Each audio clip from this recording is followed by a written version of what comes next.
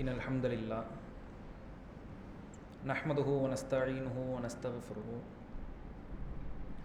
வ நஊது பில்லாஹி மின் ஷுரூரி அன்ஃபுஸினா வ மின் ஸய்யிஆத்தி அஅமாலினா மை யஹ்தியல்லாஹு ஃபலா முதில்ல லஹு வ மை யுத்லில் ஃபலா ஹாதிய லஹு வ அஷ்ஹது அன் லா இலாஹா இல்லல்லாஹ் வ அஷ்ஹது அன்ன முஹம்மதன் அப்துஹு வ ரசூலுஹு யா அய்யுஹன் நாஸ் இத்தகு ரப்பக்குமுல்லதி ஹலகக்கும் மின் நஃப்ஸின் வாஹிதா வ ஹலக மின்ஹா ஸௌஜஹா வ பஸ்ஸ மின்ஹுமா ரிஜாலன் கஸீரன் வ நிஸாஅ வத்தகுல்லாஹ அல்லதி தஸாஅலூன பிஹி வல் அர்ஹாம் இன்னல்லாஹ கான அலைக்கும் ரகீபா. இன்ன அஸ்தகல் ஹதீஸ் கிதாபுல்லாஹ் வ அஹ்ஸனல் ஹதீ முஹம்மதின் ஸல்லல்லாஹு அலைஹி வஸல்லம் وشر الأمور محدثاتها وكل محدثة بدعة وكل بدعة ضلالة وكل ضلالة في النار. قال ربي اشرح لي صدري ويسر لي أمري واحلل عقدة من لساني يفقهوا قولي أما بعد. எல்லாம் அல்ல அல்லாஹ்வின் அடியார்களே, அல்லாஹ்வின் அன்பும் அருளும் என்றும் வற்றிடாத கிருபையும் கருணையும் நாம் உயிரிலும் உயர்வாக உபசரிக்கிற அன்னலம் பெருமானார் நபிகள் நாயகம் ஸல்லல்லாஹு அலைஹி வஸல்லம் அவர்கள் மீதும் அன்னவர்களது மார்க்கத்தை மக்கள் மன்றத்தில் கொண்டு போய் சேர்த்த அத்துணை நபித்தோழர்கள் தோழியர்கள் மீதும் நபி அவர்களது சொல் செயல் அங்கீகாரங்களை நம் கை சேர்க்க பாடுபட்ட அதற்காக வேண்டி ஆகப்பெறும் நேரங்களை ஒதுக்கிய தாபியின்கள் தபழ் தாபியின்கள் இன்னும் ஏனைய இமாம்கள் முஸ்லிம்கள் மீதும் குறிப்பாக நாட்களில் மிக சிறந்த நாளான ஜும்ஆவுடைய நாளில் மார்க்க சொற்பொழிவுகளுக்கு செவிசாய்த்து அதன்படியே செயலாற்ற வேண்டும் என்கிற உயரிய இலக்கோடு லட்சியத்தோடு நபி அவர்களின் வழிமுறைகளை வழிமொழிந்தவர்களாக இங்கு சங்கமித்திருக்கிற நம்மவர்கள் மீது என்றும் நீடித்து நிலை பெறட்டுமாக. அன்பார்ந்தவர்களே, இந்த அழகான ஜும்ஆ மேடையில் பள்ளியை அலங்கரிப்போம் என்கிற தலைப்பு தரப்பட்டிருக்கிறது. இன்னும் ஒரு சில தினங்களில் நாம் ரமலானுடைய மாதத்தை அடையவிருக்கிறோம்.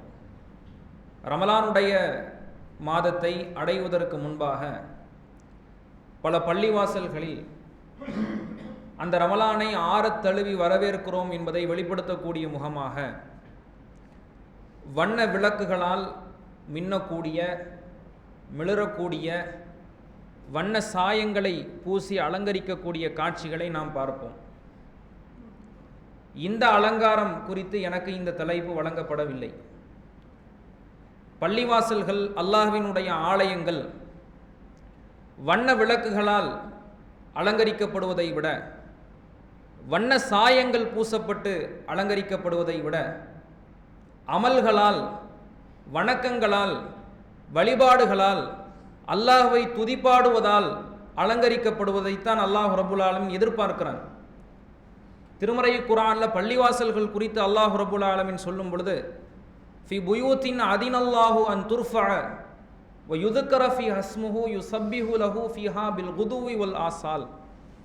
அல்லாஹ்விற்காக ஒரு ஆலயம் அமைக்கப்பட்டு அதிலே அல்லாஹ்வினுடைய பெயர் கூறப்பட்டு காலையிலும் மாலையிலும் இறைவன் துதிக்கப்படுவதை மக்களுக்கு ஆணையிடுகிறான். பள்ளிவாசலினுடைய நோக்கம் என்பது அது மின்ன வேண்டும், மிளிர வேண்டும், அது ஜொலிக்க வேண்டும் என்பது அல்ல.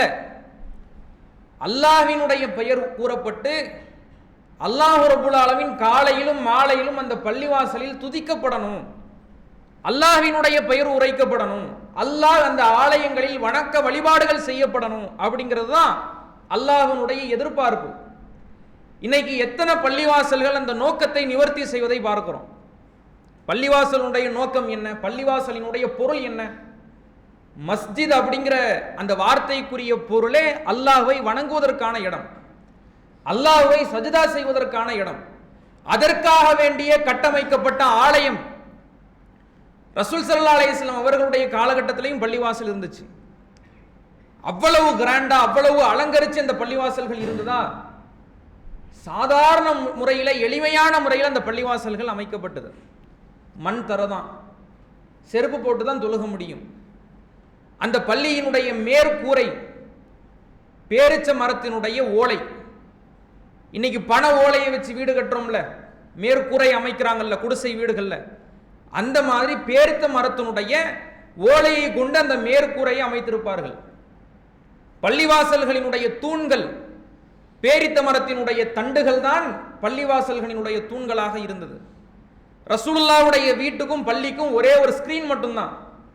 ஆண்களுக்கும் பெண்களுக்கு தனியாக ஸ்கிரீன் போடுறோம்ல, அது மாதிரி ஒரு திரை மட்டும்தான் அல்லாஹ்வுடைய ரசூலுடைய வீட்டிற்கும் பள்ளிவாசலுக்கும் மத்தியில் உள்ள அந்த பார்ட்டிஷன்.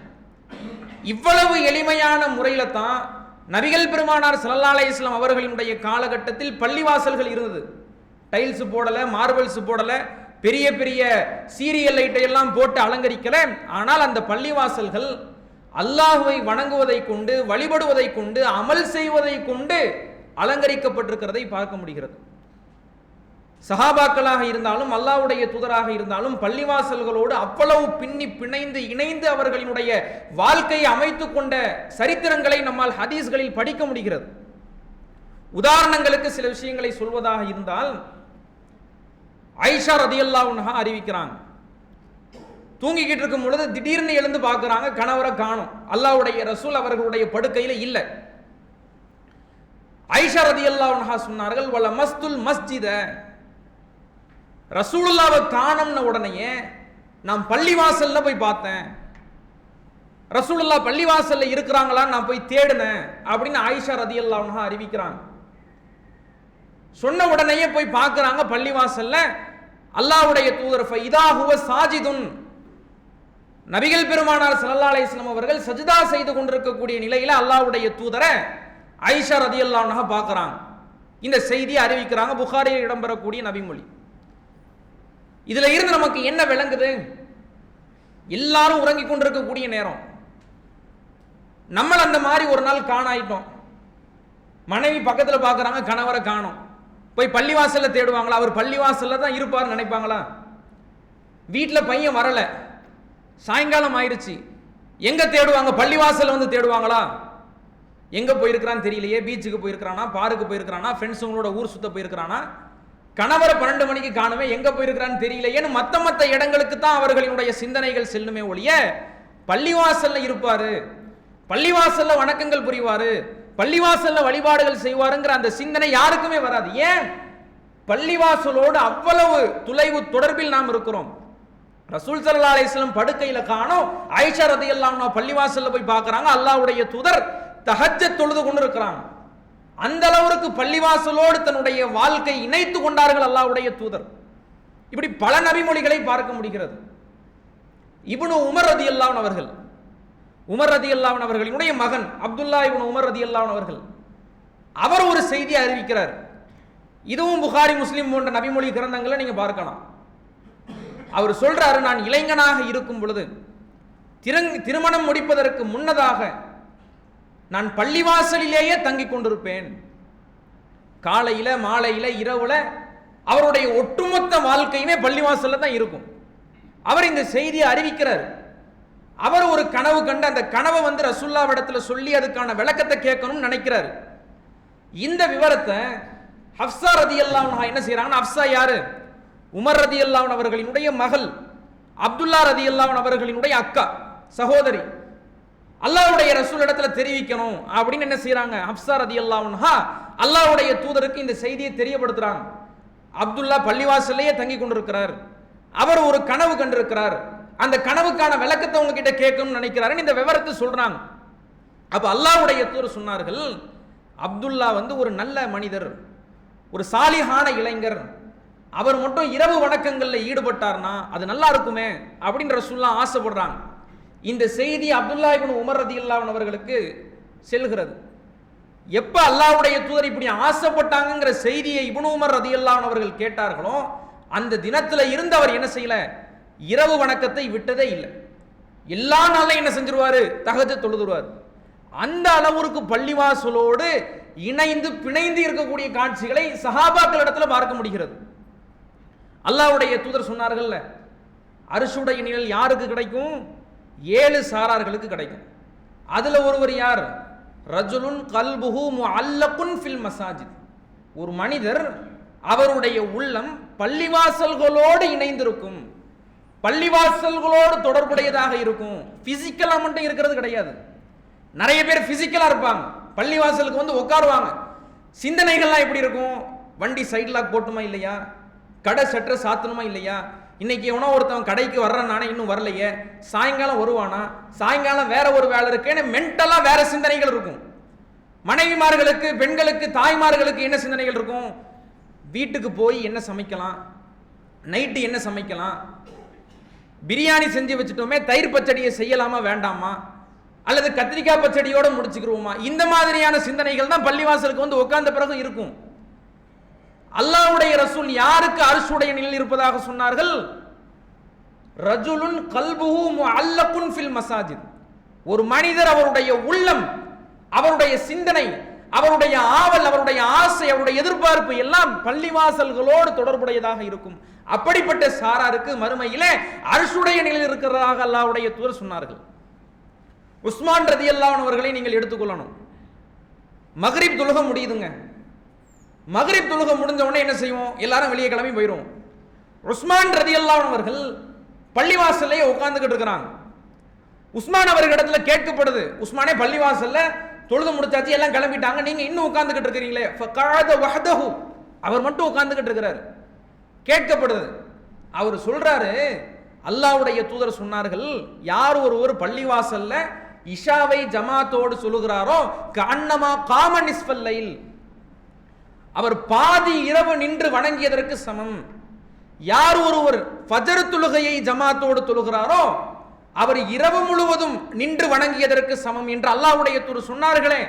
அந்த இஷாவுடைய ஜமாத்தை எதிர்பார்த்து மக்ரிப் தொழுகை முடிச்ச உடனே பள்ளிவாசல்ல நான் உட்கார்ந்துகிட்டு இருக்கிறேன் அப்படின்னு உஸ்மான் ரலியல்லாஹு அன்ஹு அவங்க அறிவிக்கிறாங்க.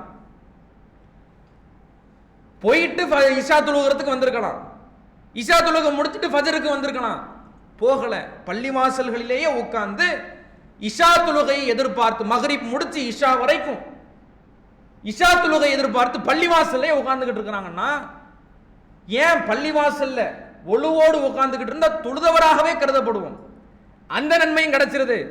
இஷாவை ஜமாத்தோடு தொழுதா பாதி இரவு நின்று வணங்கி நன்மை கிடைச்சிருது. அந்த நன்மை எதிர்பார்த்து மக்ரிப் தொழுகை முடிச்ச உடனேயே பள்ளிவாசலை அமர்ந்துகிட்டு இருக்கிறாங்க. இன்னைக்கு நம்ம சிலரை பார்க்கலாம், சலாம் கொடுத்த உடனே ஒரு குதிரை படை சவுண்டு கேட்குங்க பள்ளிவாசல்ல. சலாம், இமாம் சலாம் கொடுத்த கையோட நீங்க பாத்தீங்கன்னா வாசல்ல ஒரு 10 பேர் போய் நிப்பாங்க. அப்படி நிற்கும் போது அங்க யாராவது ஒருத்தர் சஜிதால ரொம்ப முகம்பத்தை துவா கேட்டுக்கிட்டு உட்கார்ந்துகிட்டு இருந்தாருன்னு வைங்களேன், மனசுக்குள்ள திட்டுறது, ஏண்டா நமக்கு எவ்வளவு வேலை இருக்கு, நமக்கு எவ்வளவு பிரச்சனை இருக்கு, இப்பதான் இவன் சஜிதாவில் உட்காருவானா, உட்கார்ந்து துவா கேட்பானா, இவன் தொழுகையை முடிச்சா தானே நாம வெளியே போக முடியுங்கிற சிந்தனை. தொழுகை முடிச்ச கையோட வாசல்ல போய் நிற்கக்கூடிய காட்சியை பார்க்கிறோம். ஆனா உஸ்மான் ரலியல்லாஹு அன்ஹு அவர்கள் பள்ளிவாசல்களிலேயே அமர்ந்து அடுத்த தொழுகை வரையிலையும் காத்து கொண்டிருக்கக்கூடிய செய்திகளை ஹதீஸ்கள்ல பார்க்க முடிகிறது. அப்ப எந்த அளவுக்கு சஹாபாக்கள் பள்ளிவாசலோடு பின்னி பிணைந்திருக்கக்கூடிய காட்சிகளை நம்மால் பார்க்க முடிகிறது.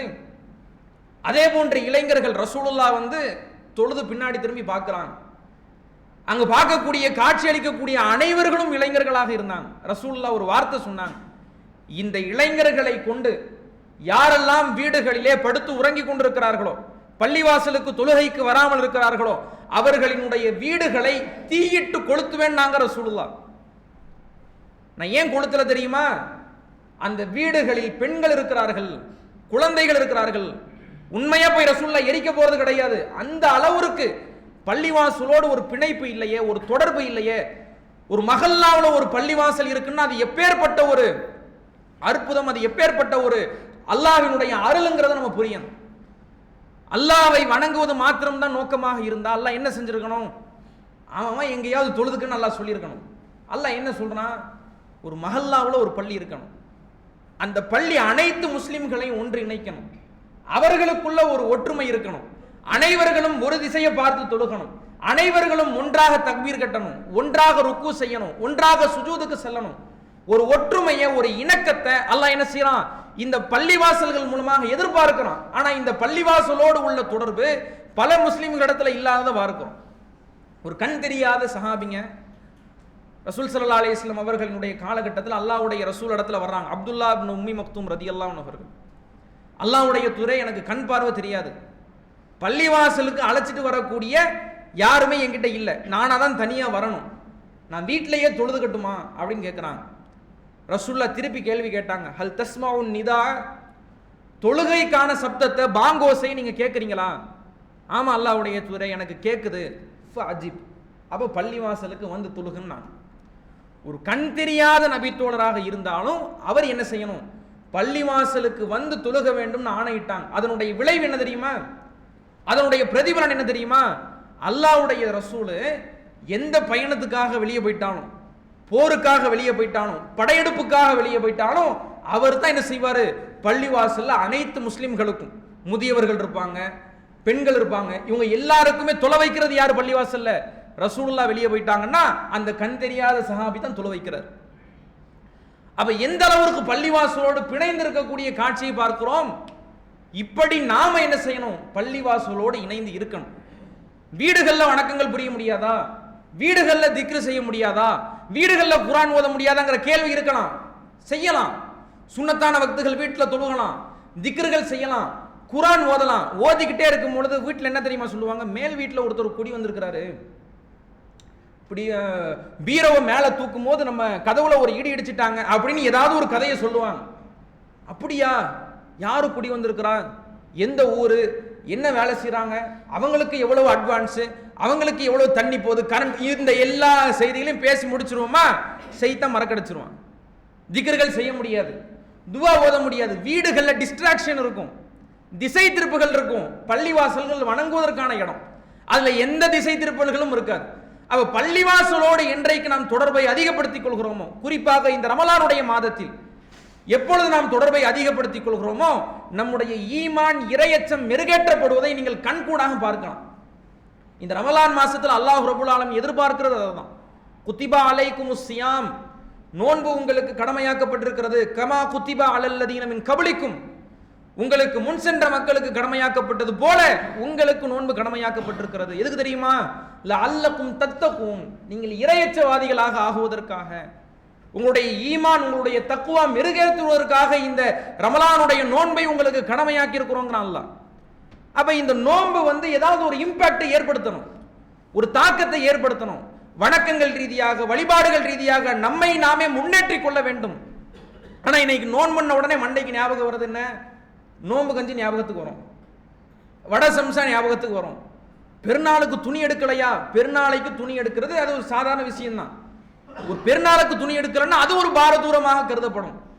ஆனா அதே ரமலான்ல ஏதாவது ஒரு மாற்றம் இல்லை, வணக்க வழிபாடுகள் இல்லை, தக்குவா இல்லை, ஈமான் இல்லை, இறையச்சம் இல்லைன்னா இது சாதாரணமாக பார்க்கப்படுகிறது. இது நியாயமா இல்லையா? மக்களிடத்துல ஒரு நோன்பு வருதுங்க, ஒரு நோன்பு வந்த உடனேயே அவர்களிடத்துல இறை நம்பிக்கை அதிகமாகுதா, வணக்க வழிபாடுகள் அதிகமாகுதா, பள்ளிவாசலோடு உள்ள தொடர்பு அதிகமாகுதாங்கிற பார்வையை விட எந்த பார்வை ஜாஸ்தியா இருக்கு? நோன்பு வந்துருச்சு போய் ட்ரெஸ் எடுக்கணும், நோன்பு வந்துருச்சு போய் கஞ்சி குடிக்கணும், நோன்பு வந்துருச்சு அடுத்து தாய்மார்களுக்கெல்லாம் என்ன பெரிய டாஸ்கா இருக்குன்னா டெய்லி நைட் உட்காந்து யோசிக்கிறது, சஹருக்கு என்ன சமைக்கலாம். அதுவே ஒரு பெரிய யோசனையா இருக்கும். இதெல்லாம் இருக்கலாம், பிரச்சனை கிடையாது. ஆனா பிரதானம் என்ன? வணக்க வழிபாடுகள் அதிகமாச்சா, இறை நம்பிக்கை ஈமான் அதிகமாச்சா, அல்லாஹ்வின் மீது உள்ள அச்சம் அதிகமாச்சா? அல்லாஹ் இதைத்தான் எதிர்பார்க்கிறான். ஒவ்வொரு ரமலானிலும் நம்முடைய வணக்க வழிபாடுகள் நம்மை சுவனத்தை நோக்கி செலுத்தக்கூடிய அந்த பாதையை எளிதுபடுத்தணும், லேசாக்கணும். ஒரு அழகான ஒரு நபிமொழி. 2 மனிதர்கள் அல்லாஹ்வுடைய ரசூல் இடத்துல இஸ்லாத்தை ஏத்துக்கிறாங்க. ஏத்துக்கிட்ட உடனே சுனன் இப்னு மாஜாவில் இடம்பெறக்கூடிய செய்தி, இஸ்லாத்தை ஏத்துக்கிட்ட உடனே போருக்காக போறாங்க. அதுல ஒருத்தவர் வீரதீரமாக போர் செய்து அல்லாஹ்வினுடைய பாதையில் ஷஹீதாக்கப்படுறார். இன்னொரு மனிதர் 1 வருடம் கழித்து அவர் வஃபாத்தாகிறார். இது சம்பவம். இது குறித்து தல்ஹா ரதியல்லாஹு அன்ஹு அவர்கள் ஒரு கனவு ஒன்று காண்றாங்க. அந்த கனவுல அவங்களுக்கு காட்சி அளித்தது என்னன்னா, ஒருத்தவர் தாமதமாக இறந்து போனார்ல, 2 பேரும் இஸ்லாத்தை ஒன்னா ஏத்துக்கிறாங்க. 1 வருஷம் கழிச்சு ஒருத்தவர் இறந்து போனார்ல, அவர் என்ன செய்யறாரு? முதல்ல சொர்க்கத்துக்கு போறாரு. ஒருத்தவர் அல்லாஹ்வுடைய பாதையில் முதல்லயே கொல்லப்பட்டார்ல, ஷஹீதானார்ல, அவருக்கு பிறகு போறார். அந்த சொர்க்கத்தினுடைய காவலாளி வானவர்கள் இப்படி அனுப்புறாங்க. தல்ஹா ரதியல்லாஹு அன்ஹு அவர்களிடத்தில் சொல்லப்படுது, உனக்கு இப்ப போகக்கூடிய நேரம் இல்லை, பின்னாடி தான் போகணும், அப்ப உன்னை அழைக்கிறேன்னு சொல்லி அனுப்பிடுறாங்க. இப்படி ஒரு கனவு காண்பிக்கப்படுகிறது. தல்ஹா ரலியல்லாஹு அன்ஹு அவர்கள் மக்களிடத்தில் சொல்றாங்க. மக்களுக்கெல்லாம் ஒரே ஆச்சரியம். இது அல்லாஹ்வுடைய ரசூல் இடத்துல கொண்டு செல்லப்படுகிறது. அல்லாஹ்வுடைய ரசூல் இடத்துல இந்த கனவை சொல்றாங்க. கனவு சொல்லும் போது அல்லாஹ்வுடைய ரசூல் திருப்பி கேட்டாங்க, மின் ஐய தாலிக்க தாஜபூன், நீங்க எதுக்கு ஆச்சரியப்படுறீங்க? மக்கள் எல்லாம் சொல்றாங்க, அல்லாஹ்வுடைய துறை ஒருத்தவர் அல்லாஹ்வுடைய பாதையில ஷஹீதாக்கப்படுறாரு, கொல்லப்படுறாரு. ஒருத்தவர் ஒரு வருஷம் தாமதமாக இறந்து போறாரு. நியாயப்படி பார்த்தா அல்லாஹ்வுடைய பாதையில உயிர் நீத்தவர் தானே முதல்ல சொர்க்கத்துக்கு போகணும். ஆனா ஒரு வருஷம் தாமதமாக இறந்து போனவர் ஏன் முதல்ல சொர்க்கத்துக்கு போறாரு அப்படிங்கிற கேள்வியை அல்லாஹ்வுடைய ரசூல் இடத்துல கேட்கிறாங்க. அப்போ ரசூலுல்லாஹ் ரிப்ளை பண்ணாங்க. என்ன சொன்னாங்க தெரியுமா? அந்த தாமதமாக இறந்தவர் ரமலானுடைய மாசத்தை அடையலையா, அவர் நோன்பு வைக்கலையா, அவர் தொழுகலையா, ஒரு வருட காலம் அவர் வணக்க வழிபாடுகளில் ஈடுபடலையா? ரமலான் மாசத்தை அடைஞ்சார்ல, நோன்பு வச்சார்ல, வணக்க வழிபாடுகளில் ஈடுபட்டார்ல, இந்த ஒரு வருட கால வணக்கம் தான் அவரை சுவனத்திற்கு முதலிலே அழைத்து செல்லக்கூடிய அந்த அச்சாணியாக இருந்தது என்று அல்லாஹ்வுடைய ரசூல் சொன்னார்கள். இந்த இருவருக்குமான வேறுபாடு வானத்திற்கும் பூமிக்கும் மத்தியில வேறுபாடு, வானத்துக்கும் பூமிக்கும் மத்தியில வித்தியாசம் அப்படின்னாங்க ரசூலுல்லாஹ். இப்போ எவ்வளவு ஒரு அற்புதமான நபிமொழி பாருங்க. ரெண்டு பேரும் இஸ்லாத்தை ஒன்னா தழுகிறாங்க. ஒரு வருஷம் தான் அவர் முஸ்லீமாக வாழ்ந்திருக்கிறார். அந்த ஒரு வருட காலத்துல அவருடைய ஈமான், அவருடைய தக்வா, அவருடைய வணக்க வழிபாடுகள், அவருடைய நோன்புகள் எவ்வளவு பெரிய ஒரு முன்னேற்றத்தை, எவ்வளவு பெரிய மாற்றத்தை அவருடைய வாழ்க்கையில ஏற்படுத்தியிருக்குன்னு பாருங்க. எத்தனை வருஷம் ரமலான் அடைஞ்சிருக்கிறோம்? 30 வருஷம், 20 வருஷம், 10 வருஷம் ரமலானை அடைந்தவர்களாக நாம் இருக்கிறோம். ஏதாவது ஒரு தாக்கத்தை, ஒரு மாற்றத்தை ரமலானுடைய மாசம் ஏற்படுச்சுன்னு யோசிச்சு பாருங்க. இந்த ரமலானுடைய மாசத்துல இரவு தொழுகை தொழுதேன், அது என்னுடைய வாழ்க்கையில தொடர்ந்துச்சு. இந்த ரமலானுடைய மாசத்துல சுன்னத்தான வக்துகள் தொழுதேன், அது என்னுடைய வாழ்க்கையில தொடர்ந்துச்சு. எத்தனை பேர் சொல்ல முடியும்?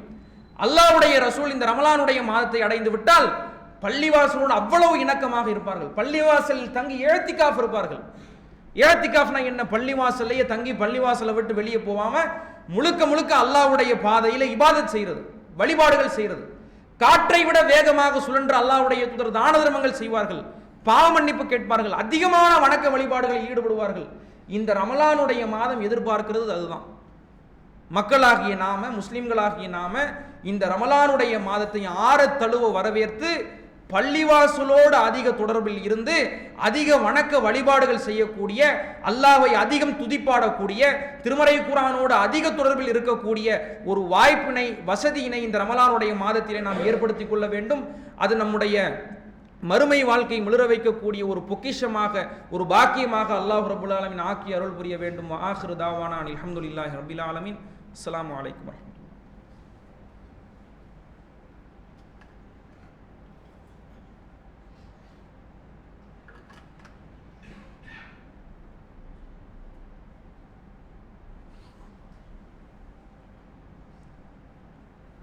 எல்லாம் அல்ல அல்லாஹ்வின் அடியார்களே, அல்லாஹ்வினுடைய அன்பும் அருளும் நம்மவர்கள் மீது பொழியப்படட்டுமாக. சமீப காலங்களாக இந்தியா முழுவதும் முஸ்லிம்களுக்கு எதிரான, அவர்களை அச்சுறுத்தக்கூடிய, அவர்களை பயமுறுத்தக்கூடிய பல்வேறு நடவடிக்கைகள் அரசாங்கத்தால் மட்டுமல்லாமல் சாதாரண மாற்று மத சமயத்தவர்களாலும் அரங்கேற்றப்படுவதை நாம் பார்க்கிறோம். பிப்ரவரி 11 மகாராஷ்டிராவில் உள்ள லத்தூர் அப்படிங்கிற பகுதிக்கு ஒரு இஸ்லாமியர், அவர் பேரு முகமது இம்ரான், அவர் பயணம் செய்கிறார். ரயிலில் பயணம் செய்யக்கூடிய அவர் இஸ்லாமிய அடையாளங்களோடு இருக்கிறார். தொப்பி அணிஞ்சிருக்கிறாரு, தாடி வச்சிருக்கிறாரு, ஜிப்பா உடுத்திருக்கிறாரு. இஸ்லாமிய அடையாளத்தில் இருக்கிற ஒரே காரணத்திற்காக 20 காவி குண்டர்களால் அவர் தாக்கப்படுகிறார். கடுமையான முறையில் அவர் அடிக்கப்படுகிறார். அடிக்கப்பட்டு அவருடைய ஃபோனு, அவருடைய பர்ஸ் எல்லாத்தையும் பிடுங்கிட்டு போகிறாங்க. அந்த ரயில்வே காவலர் என்ன ஆச்சு ஏதாச்சுன்னு கேட்குறாங்க. அவர் அழுது கொண்டு சொல்லுகிறார், என்னை அடிச்சிட்டாங்க, கழுத்தை பிடிச்சி நெரிச்சாங்க, கடுமையான முறையில் என்னைய தாக்குனாங்க, என்னுடைய ஃபோனு, பர்ஸு, பணம் எல்லாத்தையும் பிடுங்கிட்டு போயிட்டாங்க. நான் இஸ்லாமியன் என்கிற ஒரே நோக்கத்திற்காக, காரணத்திற்காக நான் இப்படி தாக்கப்படுகிறேன் என்று மனம் குமைந்து போய் அந்த காவலரிடத்தில் சொல்கிறார். 4 நாள் ஆயிடுச்சு, இன்னைக்கு வரைக்கும் அதற்கான எந்த நடவடிக்கைகளும் எடுக்கப்படாமல் இருக்கிறது. அதுவே இன்னும் கொஞ்ச நாளுக்கு முன்பாக ஜார்க்கண்ட் மாநிலத்தில் ஒரு கல்லூரி, அந்த கல்லூரியினுடைய பேருந்தில் அந்த மாணவிகள்லாம் போகிறாங்க. போகக்கூடிய வேளையில் அனைத்து மாணவிகளும் மாற்று சமயத்தை கொண்டிருக்கிறார்கள். ஒரே ஒரு பெண் மட்டும் ஹிஜாப் அணிந்து கொண்டிருக்கிறார். அந்த எல்லா மாற்று மத கல்லூரி மாணவிகளும் ஜெய் ஸ்ரீராம்னு கோஷம் போடுறாங்க. அந்த பெண்ணை ட்ரிகர் பண்ணணுங்கிறதுக்காக, அச்சுறுத்தணுங்கிறதுக்காக, அவளை தனியாக ஒதுக்கணுங்கிறதுக்காக எல்லாரும் சேர்ந்து அவளை அச்சுறுத்தக்கூடிய முகமாக ஜெய் ஸ்ரீராம்னு கத்துறாங்க. அந்த பெண் அழகாக சிரித்து அதை புறக்கணிக்கிறார். அப்போ நாட்டில் எந்த அளவிற்கு முஸ்லிம்கள் அவர்களினுடைய அடையாளம் காரணமாக, அவர்களினுடைய சமயம் காரணமாக அச்சுறுத்தப்படக்கூடிய, அவர்களினுடைய வாழ்வாதாரத்தை கேள்விக்குறியாக்கக்கூடிய நிலைகளை தொடர்ச்சியாக எதிர்கொண்டிருக்கிறார்கள்ங்கிறத பார்க்கிறோம். இது இன்னைக்கு நேற்று கிடையாது. தொடர்ச்சியாக அரசாங்கத்தாலும் சரி, சமுதாய மக்களாலும் சரி தொடர்ச்சியாக துன்புறுத்தப்பட்டே வருகிறார்கள். ஆனால் ரசூல் ஸல்லல்லாஹு அலைஹி வஸல்லம் அவர்களினுடைய காலகட்டத்தை நீங்கள் எடுத்துக்கிட்டீங்கன்னா அவ்வளவு அன்பாக அந்நூன்யமாக அல்லாஹ்வுடைய ரசூல் மாற்று மதத்தவர்களிடத்தில் பழகி இருக்கிறாங்க. ரசூல் ஸல்லல்லாஹு அலைஹி வஸல்லம் அவர்கள் மாற்று மதத்தவர்களிடத்தில் குடுக்கல் வாங்கல் வச்சிருந்தாங்க. ரசூல் ஸல்லல்லாஹு அலைஹி வஸல்லம் அவர்களினுடைய பணியாளாக ஒரு யூத சிறுவன் இருந்தான். இவ்வளவு இணக்கத்தோடு, இவ்வளவு அன்பாக அக்கறையாக மாற்று மத சகோதரர்களிடத்திலே நடந்து கொண்ட நபி ஸல்லல்லாஹு அலைஹி வஸல்லம் அவர்களினுடைய சமுதாயத்தவர்கள் இன்னைக்கு இந்தியாவில் மாற்று சமயத்தவர்களாக தாக்கப்படக்கூடிய நிலைகளை நம்மால் பார்க்க முடிகிறது. வெறும் மெச்சிக்கிறதுக்கு என்ன, நாங்கள் வேற்றுமைகளில் ஒற்றுமை பாராட்டுவோம், மதர்சார்பற்ற நாடு, ஜனநாயக நாடுங்கிறது வெறும் வெற்று வார்த்தையாக, வெறுமை ஸ்லோகமாக இருக்கிறதே ஒழிய யாருடைய வாழ்க்கையிலும் இது என்ன செய்யப்படுறதே கிடையாது, பேணப்படுறதே கிடையாது. தொடர்ச்சியாக ஒரு குறிப்பிட்ட சிறுபான்மையின மக்கள் துன்புறுத்தப்பட்டு பிற சமயத்தவர்களால் அச்சுறுத்தப்பட்டே இருக்கக்கூடிய நிலை நீடிக்கிறது. இதை அரசாங்கம் கண்டிக்க வேண்டும், உரிய நடவடிக்கை எடுக்க வேண்டும் என்று சொல்லி என்னுடைய ஜும்ஆ உரையை முடித்துக் கொள்கிறேன். வஆஹிரு தஅவாஹும் அல்ஹம்துலில்லாஹி ரப்பில் ஆலமீன். அஸ்ஸலாமு அலைக்கும் வரஹ்மத்துல்லாஹி வபரகாத்துஹு.